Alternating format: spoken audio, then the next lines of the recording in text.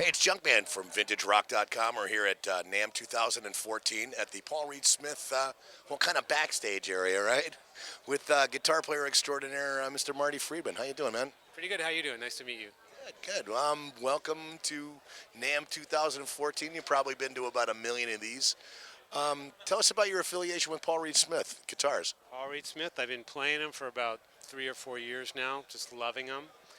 And on my most recent album, Inferno, I had them send me down like 5 or 6 guitars to LA where I was recording. And I played them all and I fell in love with one of them. And I used it so much on the record. It's all over the record. And I said, you know what? If you made an exact replica of this guitar, this is what I would want my signature model to be. And they jumped right on that and they made this guitar. The only design changes I did about that was put stars in there instead of birds. And that's as So it originally had birds. yeah, so that's like, I'm not much of a designer, but that's what I told them to do. And that's it. Everything else was exactly the same, all the specs and stuff, you know. Can you be specific about a couple of them? No, because I don't really know any. I mean, it's like this. I don't know that kind of technical details. I said, I love this guitar, the way it sounds, the way it feels, the way it plays. Everything about this guitar, this could be my signature model if you could consistently make this every time exactly the same. And so they understood that, and that's exactly what they made. And you're getting ready to go on the road here, too, with it.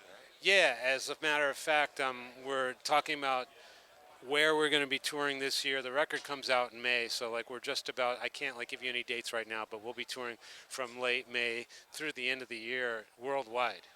Yeah. So how many of these are going to be taken with you out on the road? Usually I like to have at least 3 or 4, but I wind up playing almost all of it with one guitar. Keeps your tech happy that way, right? Yeah, I mean, if you Cuts down on the expenses. if you can keep that thing in tune the whole set without me changing it, I love it, you know. So usually I like to have another one in case I change tunings or anything, but I'm not one of those big switch off kind of guys. I like to keep going. Have you, playing other guitars that you've had before with Paul Reed Smith, consistency qualities and just anything like, tell us about like why you would choose a Paul Reed Smith guitar over something else. This is a good question. The reason why it's very simple. I've got tons of guitars in Japan, and I do tons of extremely varied kind of events. Like just before coming out here, I played at the Tokyo Dome with the champion wrestler of Japan, and we had like run through the whole Tokyo Dome together. And sometimes I'll play a heavy rock kind of gig with my own solo music, or I might play this super pop type of thing on a Japanese television program, or I might play in an ancient Japanese temple, or I might play live on the radio, or I might play in an event, all kinds of different things, or I might play with a symphony orchestra or something like that. And usually I would gauge myself to, all right, is this event really important, or is this event something that the pressure's really on? On those gigs, I would always say, well, give me my PRS just to be safe. And I've got a lot of guitars, cool looking guitars, cool sounding guitars, but to be safe, just to be sure that the guitar is not going to backstab me in any way, I would always wind up using the PRS for the real big important stuff. And it came to a point like, well, if I'm always safe with this guitar, why don't I just go straight to this company and use those guitars all the time? And that, you know, about 3 years ago, I decided, well, I'm going to endorse PRS and have a working relationship with them. And now my guitar is born from that. Speaking of Japan too, you for people that have followed your career know that you spend, like you said, a lot of time in Japan. How did that all happen? Actually, I live in Japan. I've lived there for 10 years. How did it happen? I mean, there was a period of time where I was listening to Japanese music only. I got kind of discouraged on the American music scene. I mean, I liked it, but I was hearing stuff out of Japan that was exciting me a whole lot more. And 100% of the music I was listening to was from Japan. So I'm like, you know what, I should really be there and let my musicality be a part of the Japanese music scene. I so wanted to do that. And then I just upped and moved for that simple reason. And I had no idea how things would pan out, and things worked out so much higher than my expectations. And it came to the point where I couldn't even leave Japan because I had so much stuff that I wanted to do, so much stuff I was able to do. So it was born basically out of me loving the music over there, and it continues because I've just been able to have so much musical freedom and freedom to do all kinds of really crazy things that I've enjoyed doing. It's just definitely quite a career you got going for you, man, and have had for quite a while. And it's interesting seeing your career go the way that it's gone. I mean, so many different places. You mentioned you got a new record right now. Um, you've gone and found people from the past, and you got new guys playing with you too. Tell us a little bit about the new record. Well, the only guy from the past because is my good bro Jason Becker, and of course we're the best of friends forever. And but we obviously his condition. For people that don't know, explain a little bit about Jason's condition. There was a documentary about that, but he's got Lou Gehrig's disease and has had it for a while and is still able to make music. Tell us about the process of making music with Jason. That's He's able to make music, but he's not able to play guitar. If you see the movie Not Dead Yet, you'll learn how he does it with his eye movements because that's all he can move. But his brain is completely intact, and his music has evolved just like any other musician would have evolved over time. So it's really insane how evolved his music is. And how did we work together? yes. I wanted to have one song where we could collaborate, just like we used to collaborate together. So what? In Cacophony. And what he did was he gave me a bunch of his musical ideas to choose from. And I chose from those, and then I arranged them. Then I added my parts to those, and I fleshed it out into a complete, kind of an opus of a song. It's really long. It's like 7.5 minutes or something. And then it came to the point where now I've got to play Jason's parts or have someone play Jason's parts. So basically, I played everything that was electric, but there's an acoustic section in the song that I'd rather have an acoustic master play than me because I'm totally a half-ass acoustic player. So I had a friend of mine named Ewan Dobson, who's also a friend of Jason's. I had him play what Jason wrote and what I arranged of Jason's parts. I had him be Jason. So I had him come into the studio and be Jason, and I had him play exactly the way I had arranged Jason's material. And it was literally just like sitting in the room with Jason and having him play it, because he didn't diverge from what was actually written at all. He just interpreted it exactly the way it was. So you interpreted it by ear. It's not something that's written down by It someone. was written down, but I arranged it. I had it written down.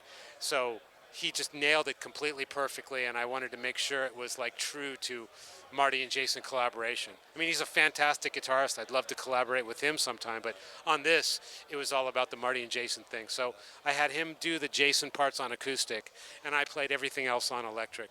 Of course, I play nothing like Jason, but the song, it's definitely Cacophony, and it's definitely what we would be doing in 2014 and the future. So it's very evolved, it's very new, but it's definitely the two of us, and it came to life thanks to Jason's willingness to contribute and to Ewan's willingness to be Jason for me.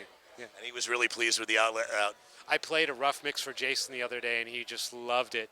And we finished mixing it this week, and I want to play it for everybody so bad, but I guess you'll have to wait till May. I'm very pleased with it. That's terrific. Now, thinking about that, just it puts a big smile on your face, man. Yeah.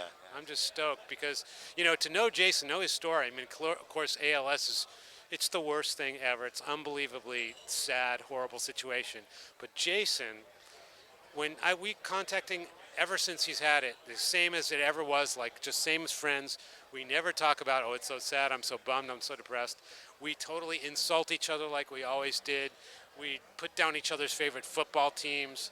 We call each other bastards. I mean, nothing has changed. His brain is just as he's perverted as he ever was. He's exactly the same. His spirit is just perfect. And, just seeing him in that situation gives me so much inspiration. And now people will hear like the incarnate of something that we've done together in 2014, and I'm just so glad that it's happening. And it's a very important part of my record. I mean, it's a big, important part of the record. It's a big natural progression, too, for the two of you, too. So. The two of us, yeah. I mean, like, hopefully we've both gotten somewhat better since we played together. I mean, it has been a few years. Do you see your guys collaborating again? I'd love to. I mean, he mentioned that he was doing a project, and he asked me to be involved. And, if he asks, I run. I do whatever he wants. It's terrific. Now back to you. Tell us about the track Steroid Head. Yeah, Steroid Head. The record company said, let's put out a track now. The record doesn't come out for a few months, but let's put a song out so people at least know what it's about. Steroid Head is a really cool song I love on the record. It's a real heavy, to use a dated word, but it's a real thick, fat song that just feels really good. And it's interesting. It's very Marty. I had some great guys play on it and work with me on it. A friend of mine named Keshav Dar from a band called Sky Harbor, who I've worked with him before on my previous album, Tokyo Jukebox. This guy is a star. I'm telling you right now, I love working with him. I had him on there. I had a drummer named Anoop Sastry, who's also in Sky Harbor. He played on a lot on the record. I love surrounding myself with people that I enjoy their musical vision on their own, and then telling what that I like about their playing and have them add that to what I would do. There's no sense in having 5 Marty clones on the record. You know what I mean? So I agree. I love to work with people that make me come to the party and do something cooler myself. And so Steroid Head is like, it's basically that. It's funny you mentioned 5 Martys. I think you play like 5 guys at once at time. Nice. Again, the model of the guitar that is going to be available, like I guess commercially, right? Yes, commercially in May, I believe so, when the record comes out in May. So it's all coming out at the same time. But yeah, PRS, nothing says quality like that. I've always loved the company, and I'm honored to be in the family now. It's fantastic. It's terrific. Again, website where people can find out more info about Marty Friedman. Everywhere, martyfriedman.com. My Facebook, my Twitter. I'm not as good as some guys who are constantly on there, but I try to be as nice and update as much as I can, and answer people when I can, and it's all good. Facebook, Twitter, and martyfriedman.com, and of course Prosthetic Records, who's releasing the record, and Universal in Japan. Which again is the date of the release is. It's May, but I don't have the exact date yet. Well, Marty, I appreciate you talking with us at VintageRock.com. JunkmanVintageRock.com, Marty Friedman, and the Paul Reed Smith booth right here at NAMM 2014.